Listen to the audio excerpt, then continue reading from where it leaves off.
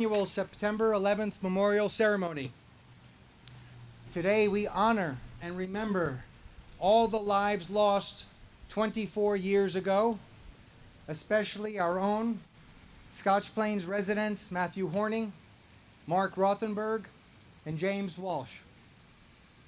We will begin today with the Pledge of Allegiance and our national anthem, led by the Scotch Plains Fanwood High School Choir. At this time, I call upon Captain Lavery to present arms.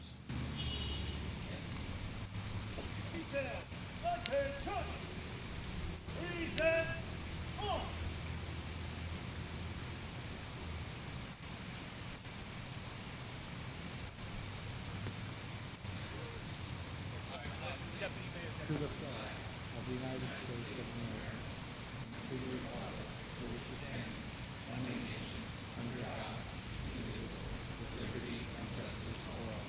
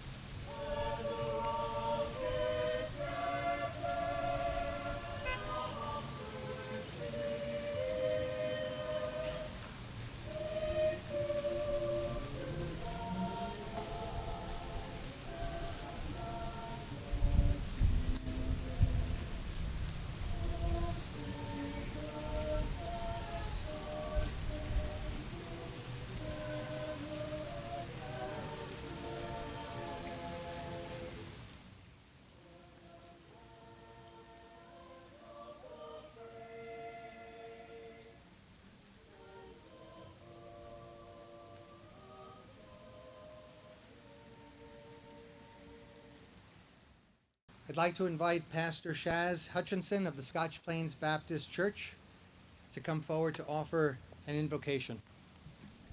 Thank you for being here. Good to see you.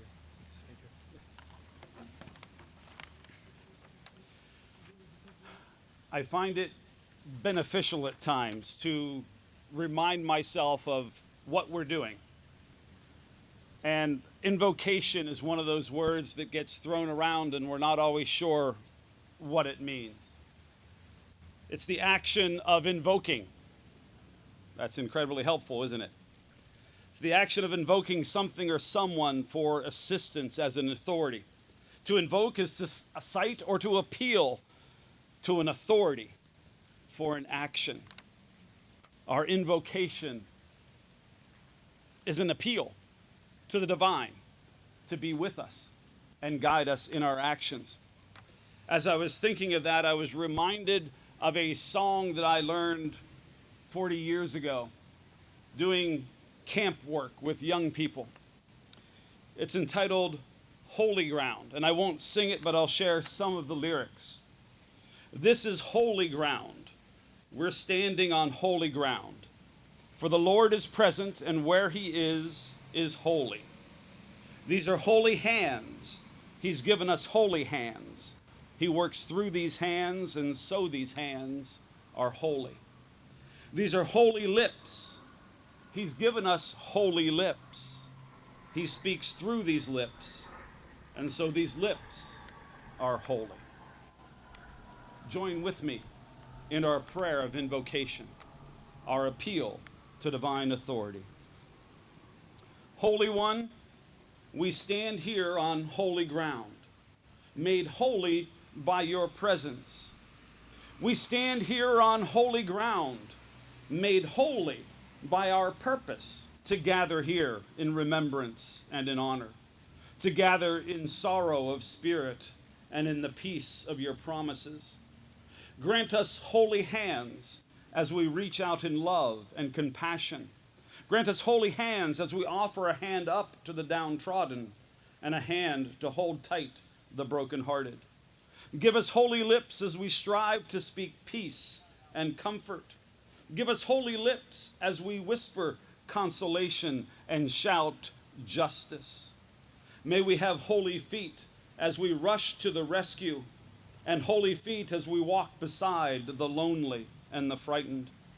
Be with us in these moments of gathering, in the words spoken, prayers lifted, songs sung, tears shed, hearts rent before you, and hearts mended by you. Bless us in these moments. Abide with us now and tomorrow. This, our prayer lifted before you. Amen.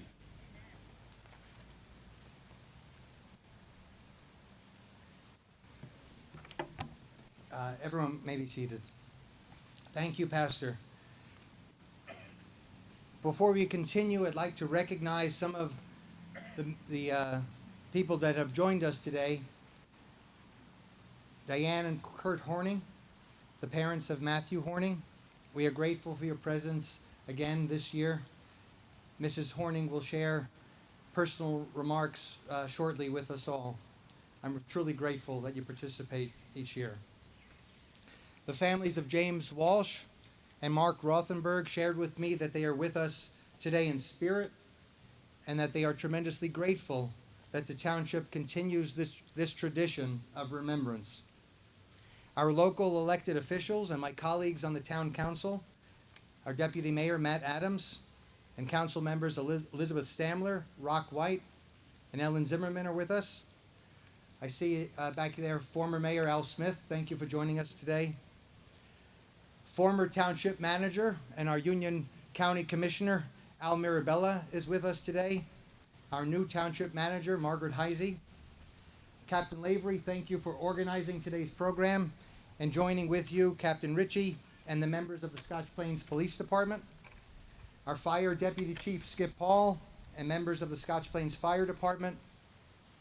Chief Dan Sullivan and members of the Scotch Plains Rescue Squad.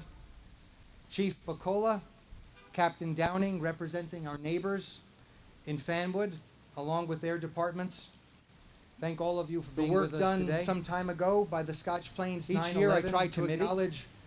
I wish to thank you for constructing our memorial and the many residents and businesses who donated to this effort. The focal point of the Scotch Plains Monument is a steel beam that is from the World Trade Center. It's surrounded by a pentagon of Pennsylvania bluestone and 3 benches honoring Matthew Horning, James Walsh, and Mark Rothenberg, as well as all the first responders. A special thank you as well to the Scotch Plains Fanwood High School Choir and their director, Jan Ellen, for their contribution each year to this ceremony. And finally, I wish to thank Lisa Moan of the Apple Blossom Flower Shop, who every year donates flowers used in this remembrance ceremony. It is now my honor to invite Diane Horning to the podium to share her reflections.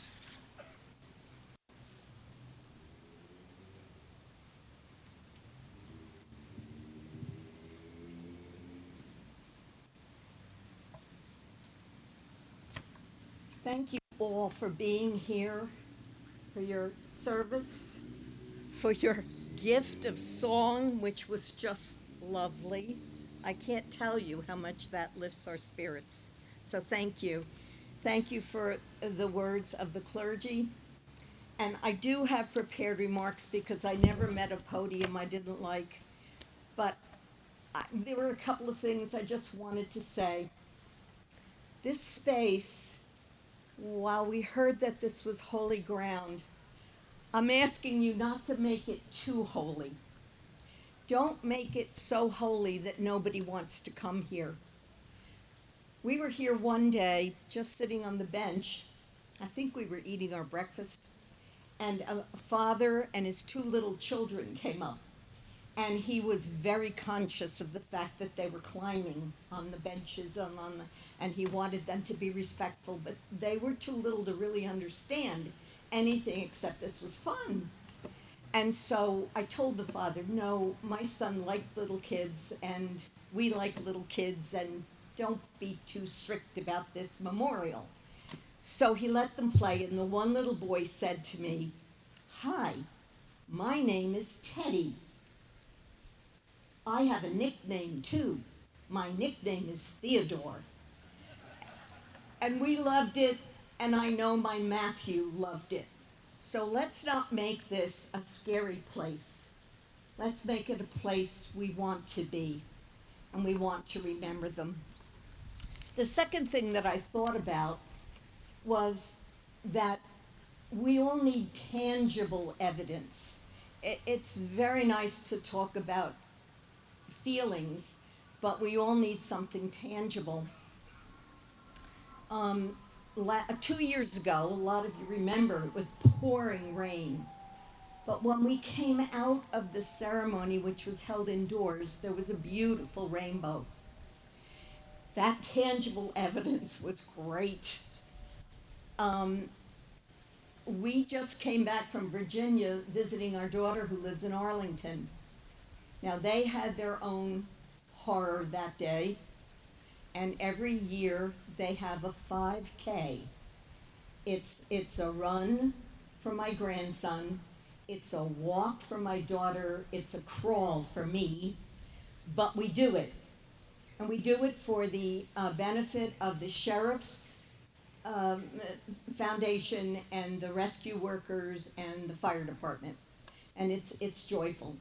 I didn't get very far because both my knees are shot, but I wanted to finish it. And when I was discouraged, I looked down and darn if there wasn't something tangible. It was a nickel, which has always been my son's sign for us. If there's a nickel, he's there. So I knew he wanted me to go. I came in dead last, but I did it. So we have to have tangible evidence, and that's what I was thinking about when we referred to this as holy ground. Sometimes holy is just too intangible for me. Anyway, these are my real remarks. It's been 24 years, and I suppose there isn't anything new for me to say today. So I think I'll begin by telling you something personal about Matthew. When he was little, before a click on the phone would give you the information you needed or wanted, we had an old secondhand set of World Book Encyclopedia.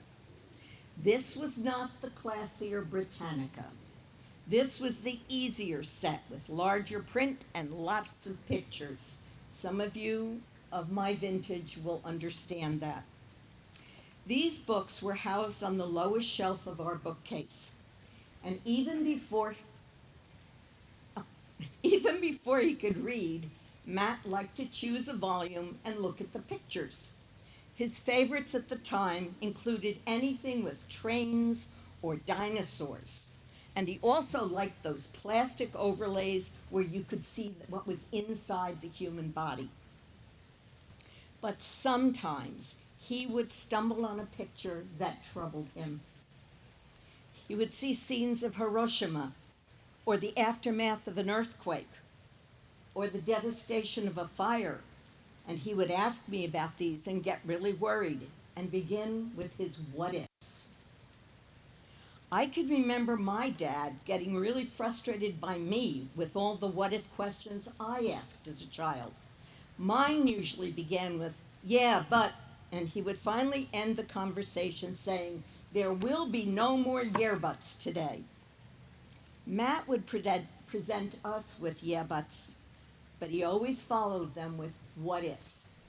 And I would try to answer, but the continued string of what ifs kept going. I would tell him I didn't have the answers, but he would persist. I finally dubbed him the what if champion of the world. I would read him Shel Silverstein's poem, What If? Last night, while I lay here, some what ifs crawled inside my ear. But he kept on asking, what if the bad men drop a bomb on me? What if an earthquake happens here? What if I can't find a safe place?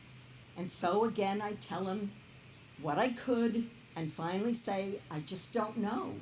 And I quote from another poet, E. Cummings. And I would say, oh, what if a much of a witch of a wind, which neither of us quite understood. And even before Stephen Sondheim penned his famous lyrics, I told Matt not to worry. Nothing's gonna harm you, not while I'm around. September 11th, 2001 proved that I could not stave off the truth of the what ifs, and I could not keep my empty promises to keep him safe. But in that realization, I made another discovery. What you can do to help you survive whatever you cannot control is to build a community. You can surround yourself with caring people who try to share your pain, thus easing the burden of carrying it alone. Without realizing what we were doing, without knowing we were doing that, our families had built just such a community in Scotch Plains. And this memorial is tangible evidence of just such a community. You all came to our side and you helped us survive our horror. You gave us this memorial so that we can be sure Matthew's name will be remembered. You let us see good when we had been felled by unthinkable evil. This space, this ceremony, and your presence were and still are our strength. And we, my husband Kurt and I and our daughter Dana, are very grateful to all of you.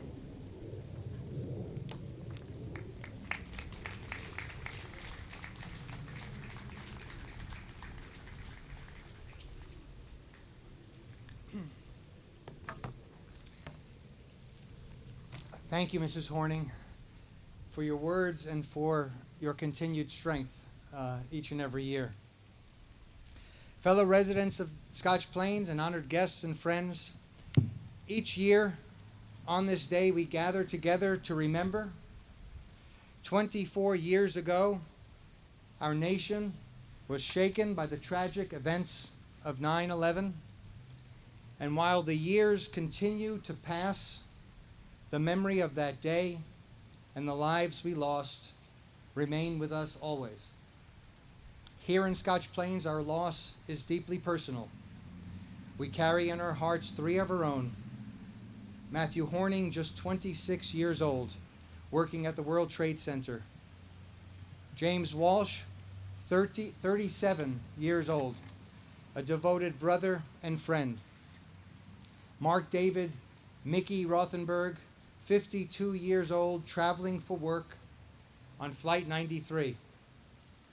By saying their names year after year, we remind the world that they were more than victims of terrorism. They were sons, husbands, neighbors, and friends whose lives mattered and whose legacies endure. And we also remember the courage of the first responders and the countless acts of kindness shown by ordinary people on that extraordinary day and the days that followed. In the face of destruction, we witnessed bravery. In the days that followed, we saw our nation come together in unity and resolve. As nearly a quarter century has now passed, one of our greatest responsibilities is to ensure that new generations understand not only the tragedy of 9/11, but also the strength and compassion and sense of unity that followed. We must be reminded that political violence in any form has no place in our society, that political violence stands in direct opposition to the values we hold dear as a country: unity, democracy, and human dignity. So today, as we reflect and join together, let us recommit ourselves to living with purpose, with kindness, with courage. Let us honor Matthew, James, and Mark, not only with these words, but through the way we care for one another and the way we continue to build our community and our nation. May their memories forever inspire us. May God bless the families who continue to grieve. And may God bless our community and the United States of America. We will now proceed with the laying of flowers on the September 11th memorial.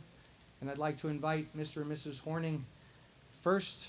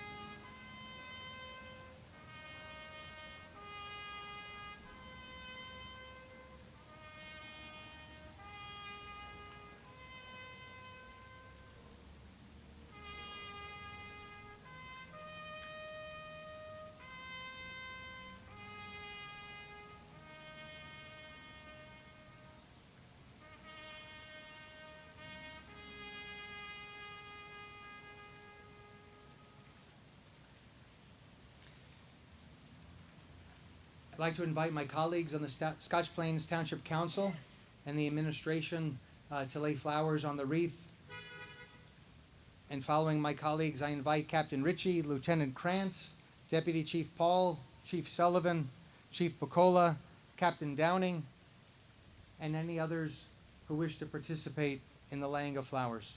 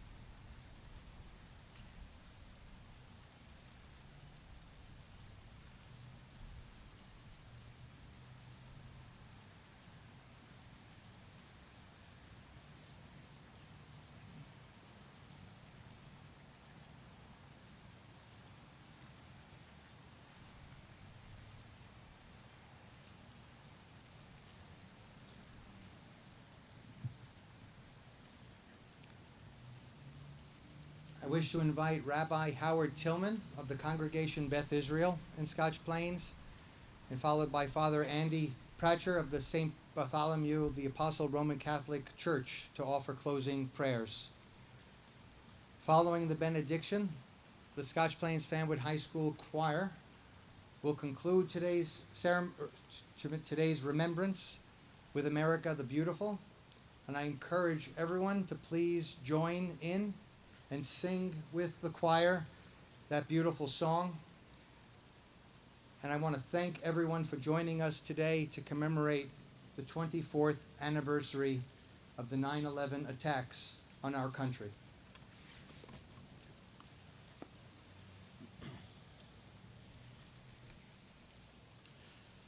Thank you, everyone, for being here today.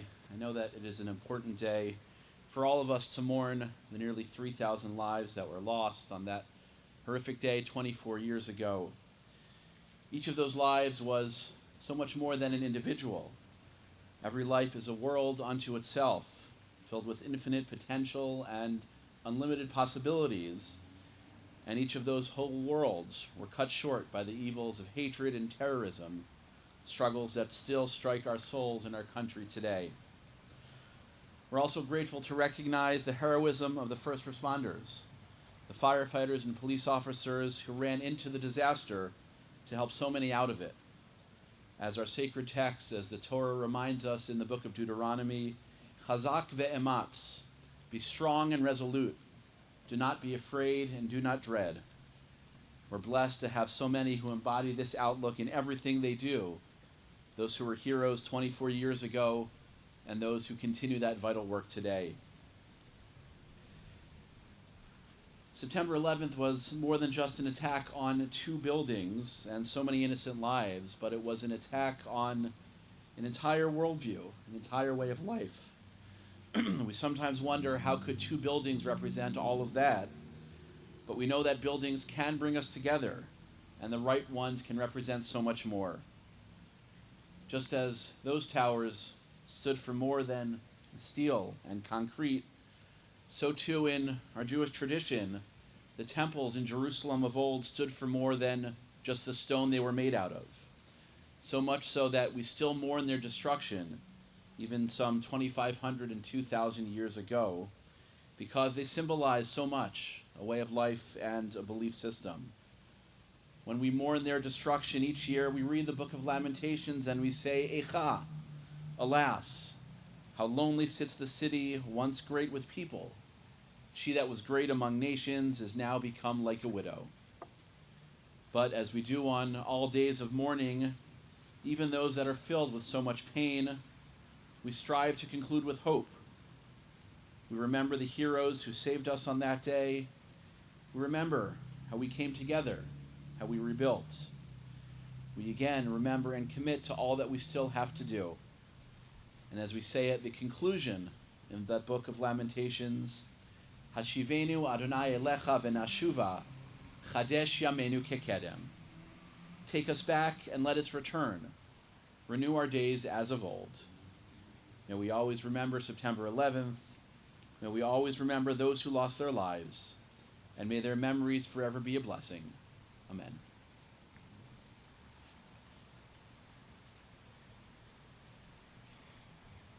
Stemming off the eloquent, inspiring words of Mrs. Horning, may we leave here today, dear God, and be tangible signs of unity, peace, and love in our world. May we be that gift for each other. Amen.